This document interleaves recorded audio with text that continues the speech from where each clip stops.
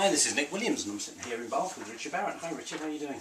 Great, Nick. Thanks for coming. Well, pleasure to see you.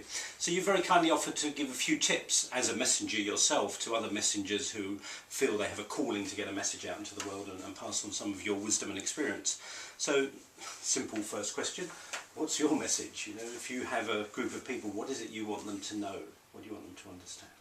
Yeah, it's interesting you say if you have a group of people. I think my message is really depends on the group of people, but the big picture for me is that the evolution of human society depends on the evolution of human consciousness, and my message really is that we can measure it. We can measure the evolution of human consciousness both individually and collectively in organizations and nations, and if you can measure it, then you can manage it. So the message really is we can now make the evolution of human consciousness conscious.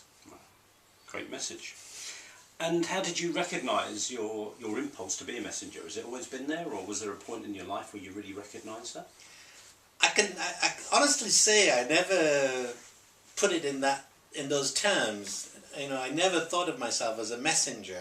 I always thought of myself more as a channel for my soul. Let me put it that way. And so that's an interesting way of saying it, to be a messenger.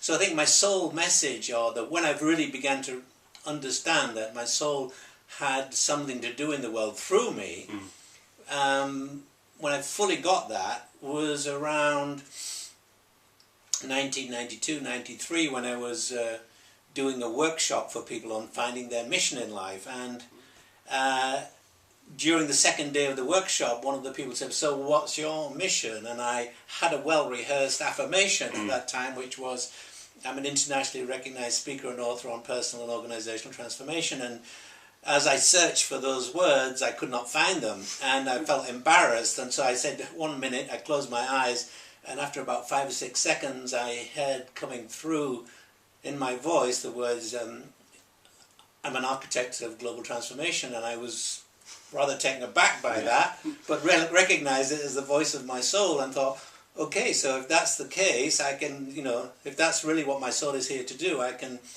work with that. Yeah, great. And do you have any fear? Do you have any humanness around it? And if so, how do you deal with that? Well, you know, I ascribe to the Buddhist philosophy of non-attachment. So in a sense, gradually my sense of vision and mission has whittled down to just one thing, and that is to be a servant of the one mind, or in other words, to be a servant of my soul. And so I actually don't worry anymore about what it is I'm supposed to do, and I don't really have any fears. I just show up each day and I kind of listen to what's happening and listen to my soul voice, and I just do what I'm told to do, basically. And usually there's a context for that, is that I will have synchronistic experiences, you know, like one after the other, you know, on a daily basis, and I just pay attention to that and follow wherever that leads me. Wow, thank you. And what have been the most practical steps that you've taken to kind of get yourself into the world? What have you done that's worked for you? I think that the first inspiration I had, even before I heard that voice of my soul telling me that what my mission would be, I decided that I was working as an engineer at the World Bank, and I got to the point where I was very bored with my life as an engineer, and I realized that I had some other calling, and I realized that it had to do with transformation. So I think the most important thing then was I got the message to write a book. It was my first book, called A Guide to Liberating Your Soul, and that was then followed by 4 other books. And so it's through books that I got my message out in a way, but through my business we were able to develop a way of measuring consciousness by mapping values, and that has expanded globally to 60 countries now, and so it's like this double way of getting... the writing got you going. The writing got me going, yeah. Great, okay. And is there 1 or 2 things that you would say has most caused your success?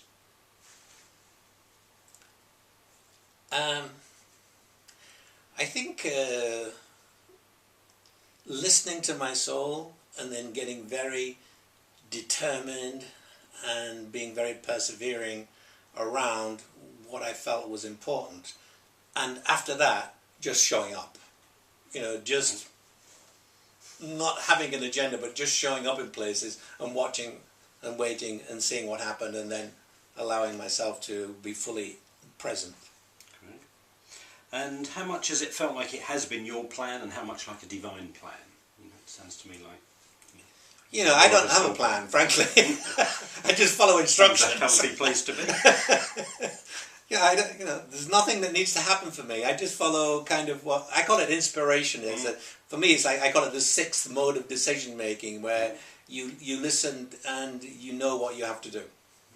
Great. And if you were mentoring the you that was starting off on this journey, how many years ago would that be? I think I started this journey when I was born. Yeah. Okay. So if you were talking to the you that was a baby, mentoring you and talking about the life that you knew was coming for you, what advice would you give that younger part of you to encourage you on your journey? I think, there are two things. One is to pay attention to whatever fears that you have, and to find ways to master them, relinquish them, because fears block the unfoldment of the soul. So that's the first thing. Second thing, the soul wants to give a gift. It comes with a purpose, and therefore to pay attention to what you're passionate about and follow that. Thank you. Wonderful. And finally, for anybody watching this or listening to this, who's on their journey, any other tips you'd give them that you haven't covered so far? Or encouragement you'd give them? I think, the most basic tip is to recognize that you are a soul having a human experience, and that is your primary sense of being in the world, or needs to become the primary sense of being. It's so easy to get wrapped up in the illusions of the ego, which thinks it lives in a physical world, where actually we all live in this very energetic world, and that is our reality.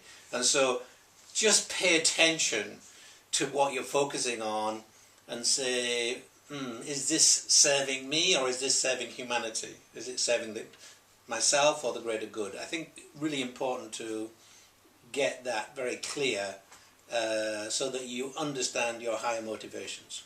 Brilliant. Thank you very much, Richard. I'm sure everyone's really enjoyed watching and listening to this. Thank you. Thank you, Nick. Thanks for the opportunity. Good to see you. Thanks.